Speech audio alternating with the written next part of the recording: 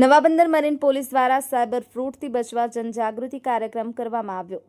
વર્તમાન સમયમાં લોકોના જીવનમાં આવતી આધુનિક મુશ્કેલીઓ જેવી કે સોશિયલ મીડિયાના ઉપયોગથી થતી છેતરપિંડી, અજાણ્યા લોકો તરફથી મેસેજ કે કોલથી થતી હેરાનગતિ, પોતાના નામ, ફોટા કે અવાજનો દુરુપયોગ કરી અને લોકો પાસેથી પૈસા પડાવવા, ડિજિટલ એરેસ્ટ વગેરે જેવા સાયબર સંબંધી ગુનાઓને અટકાવવા માટે અને બચવાના ઉપાયો, સતર્ક, સાવચેત અને સાવધાનીના ભાગરૂપે સાયબર અવેરનેસ પ્રોગ્રામનું આયોજન નવાબંદર શાળામાં કરવામાં આવેલ, જેમાં સ્કૂલના બાળકો મારફત તેમના પરિવાર સુધી પણ સાયબર જાગૃતતાનો સંદેશ પહોંચે તેવા પ્રયત્નો કરવામાં આવેલ।